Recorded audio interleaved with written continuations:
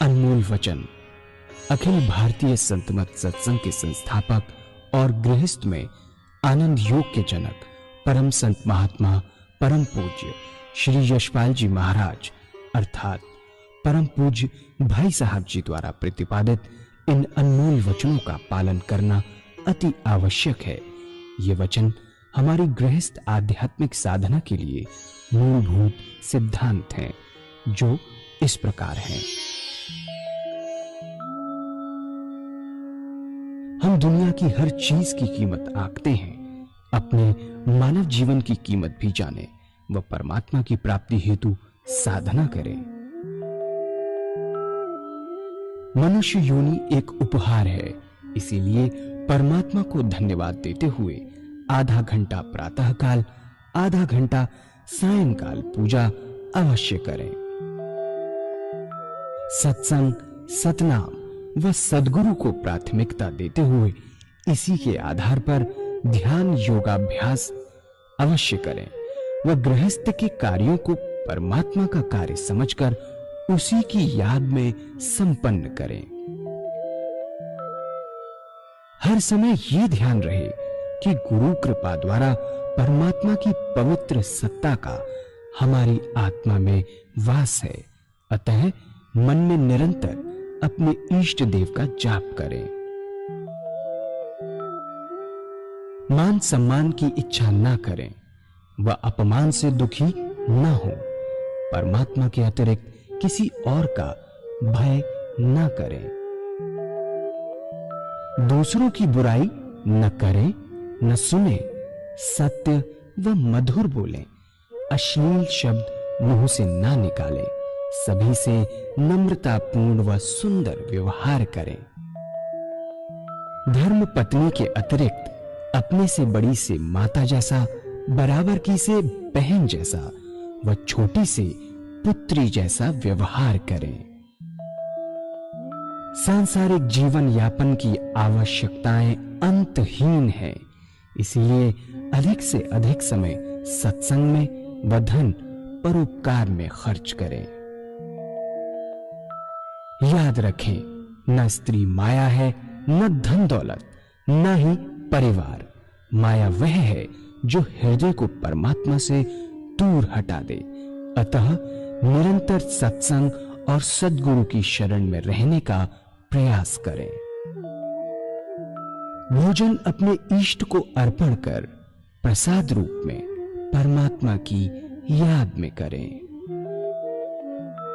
रात्रि में सोने से पहले अच्छे बुरे कार्यों का आत्मनिरीक्षण कर उसका समुचित पश्चाताप करते हुए ध्यान करें व प्रभु की गहरी याद में ही विश्राम करें। परमात्मा तू ही है, तेरी इच्छा पूर्ण हो।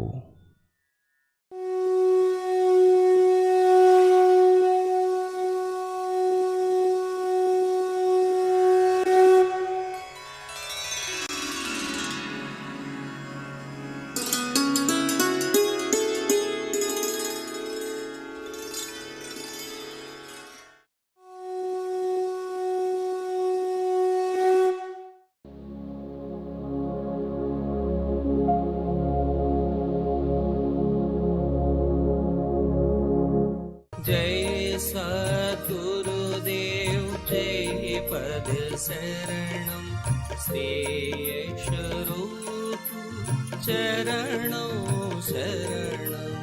जय सद्गुरुदेव जय पद।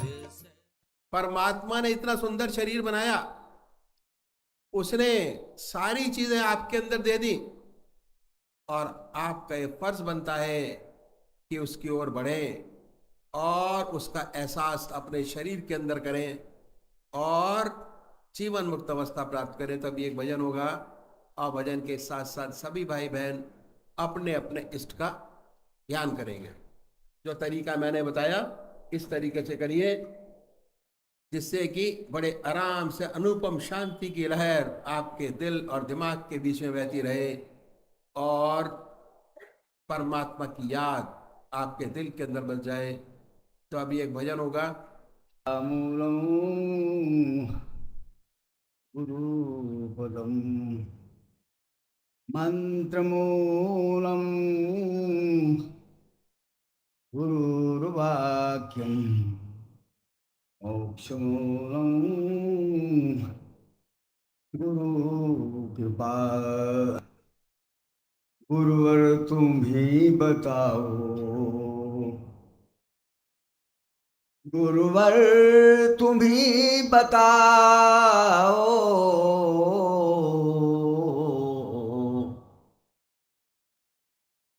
गुरुवर तुम ही बताओ,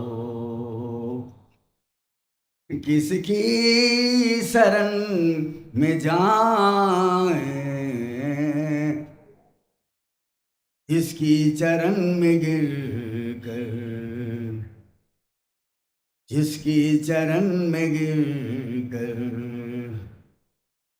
मन की व्यथा सुनाए। गुरुवर तुम ही बताओ, गुरुवर तुम ही बताओ,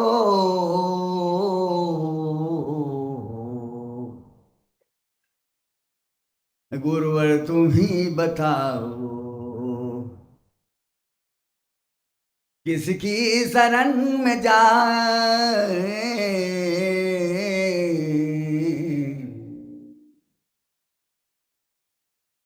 जिसकी चरण में गिर कर, जिसके चरण में गिर कर मन की व्यथा सुनाए।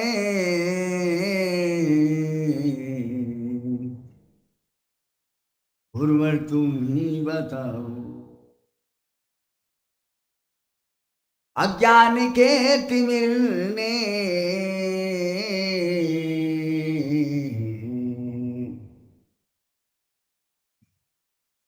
अज्ञान के तिमिर ने चारों तरफ से घेरा।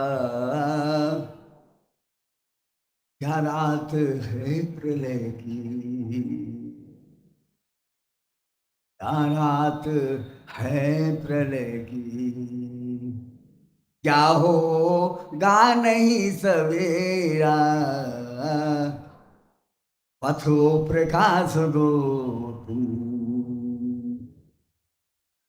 पथो प्रकाश दो तुम, चलने की शक्ति पाए। पथो प्रकाश दो तुम, चलने की शक्ति पाए।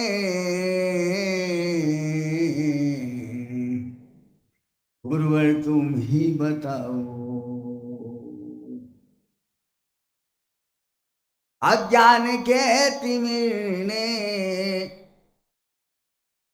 चारों तरफ से घेरा। क्या रात है प्रलय की, क्या रात है प्रलय की, क्या होगा नहीं सवेरा। अथवो प्रकाश दो तुम, अथवो प्रकाश दो तुम, चलने की शक्ति पाए।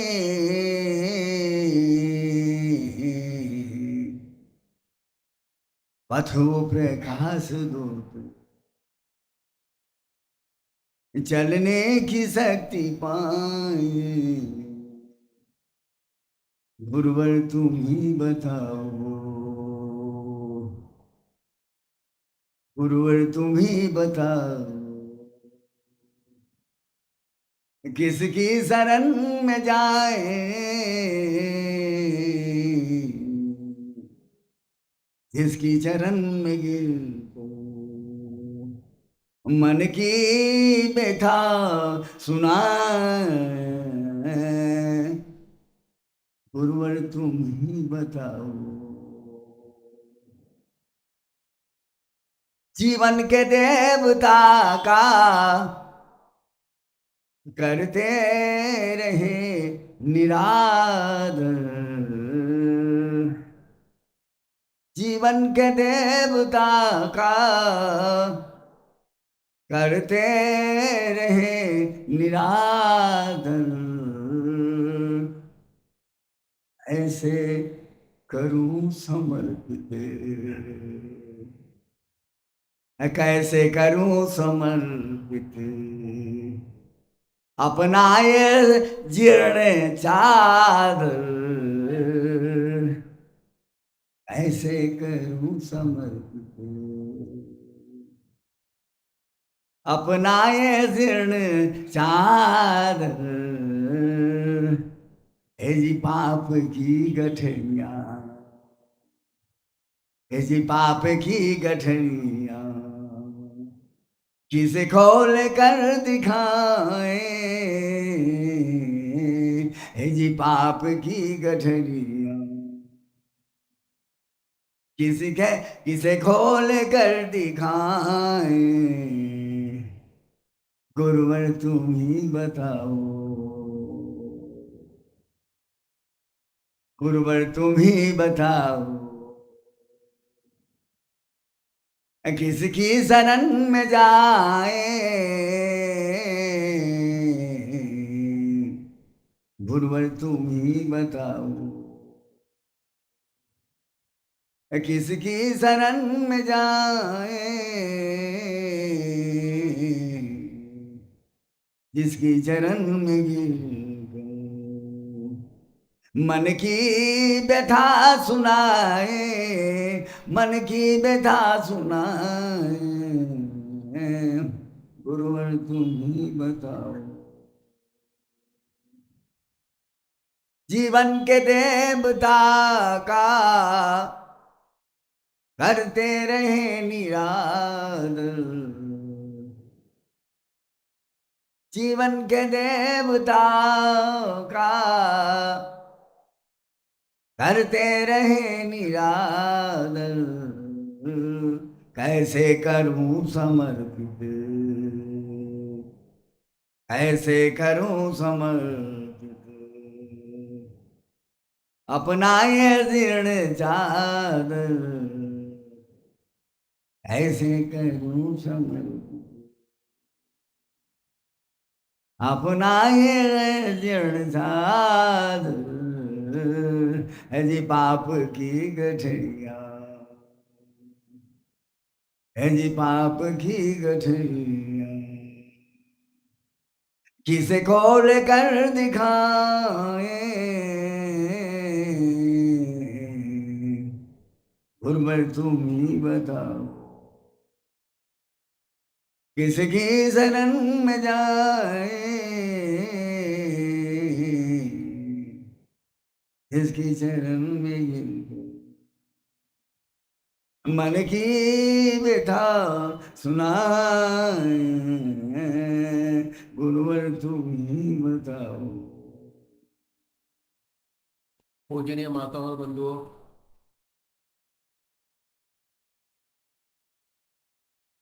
अनादिकाल से दो रास्ते परमात्मा की प्राप्ति के चले आ रहे हैं। एक नीति का रास्ता है जिसे हम संन्यास मार्ग कहते हैं, और ये रास्ता बहुत पुराना है।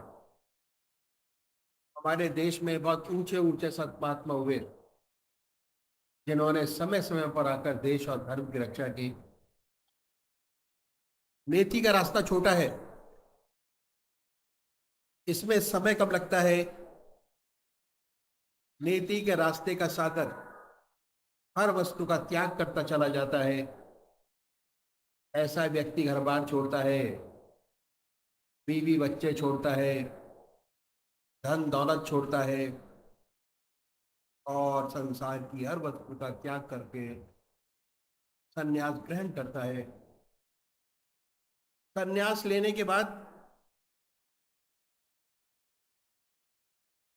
साधना में लग जाता है, ऐसे साधक के सामने सिर्फ एक ही काम रह जाता है, वह परमात्मा की प्राप्ति।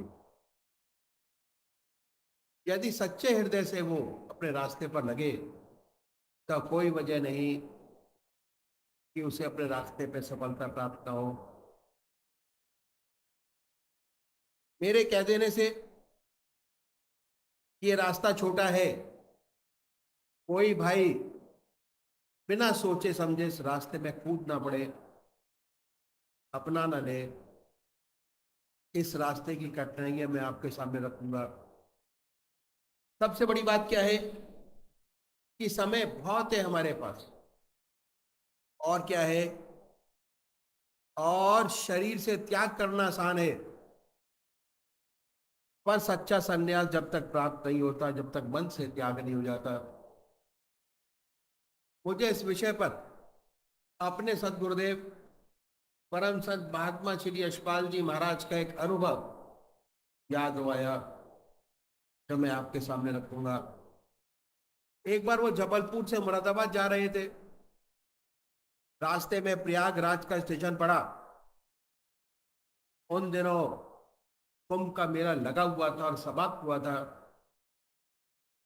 प्रयागराज स्टेशन पर काफी भीड़। जब गाड़ी स्टेशन पर पहुंची तो देखा कि स्टेशन पर काफी भीड़ है।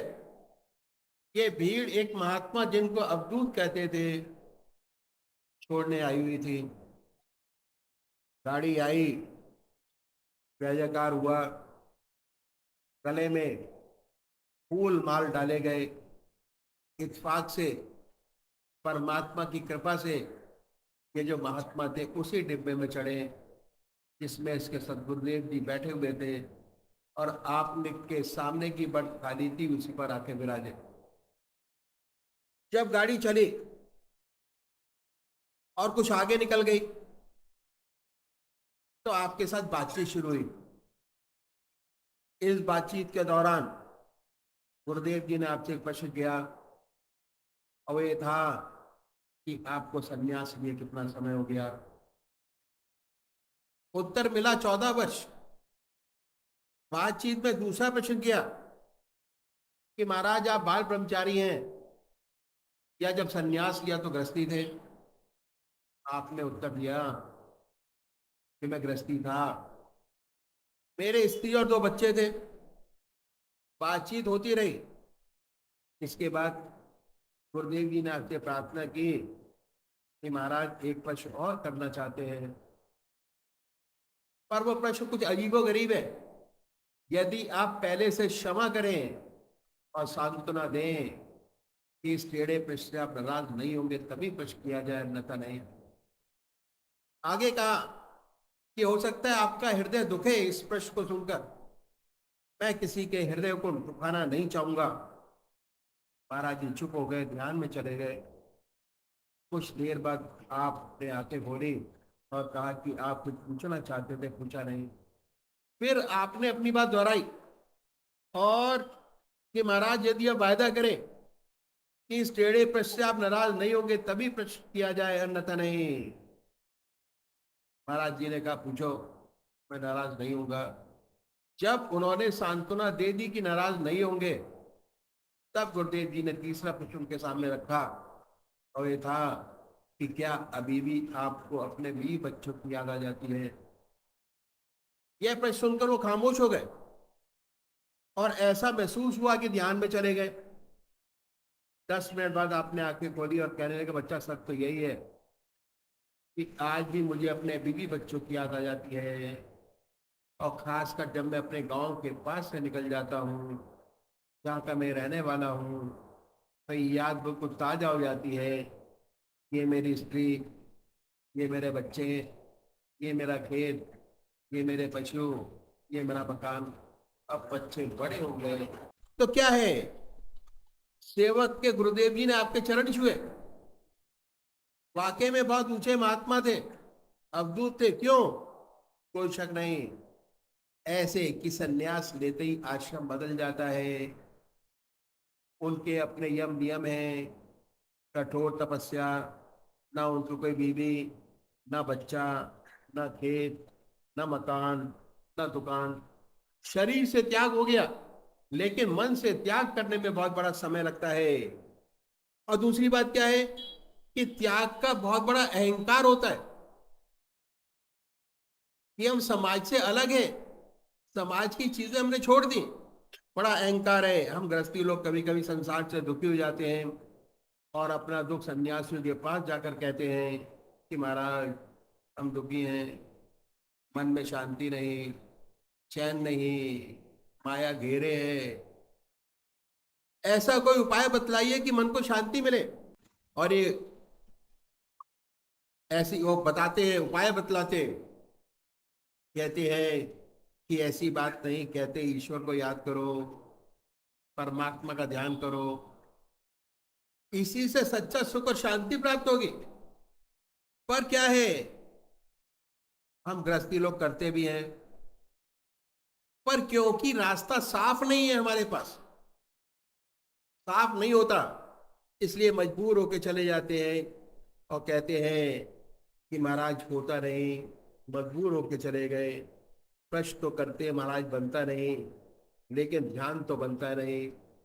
तो अक्सर सुनने में ही आता है कि ये रास्ता सन्यासियों का है, आप तो गृहस्थी हो। सन्यासियों में शुरू शुरू से भावना हृदय में जागृत हो जाती है कि हम सर्व साधारण मनुष्य से कुछ अलग है।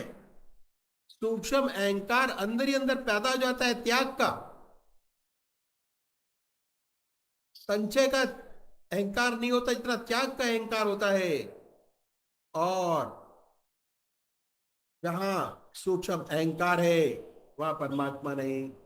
दूसरी बात और है कि ज्यादातर व्यक्ति किसी न किसी परेशानी में पड़कर, दुखी होकर वैराग्य पैदा हो जाता है और संन्यास में बैठते हैं।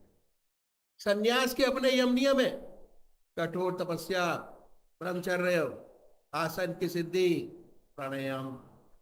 बहुत से लोगों से होते बनता नहीं, जिनसे बनता है वो कठोरता से अपने मन को साधते हैं।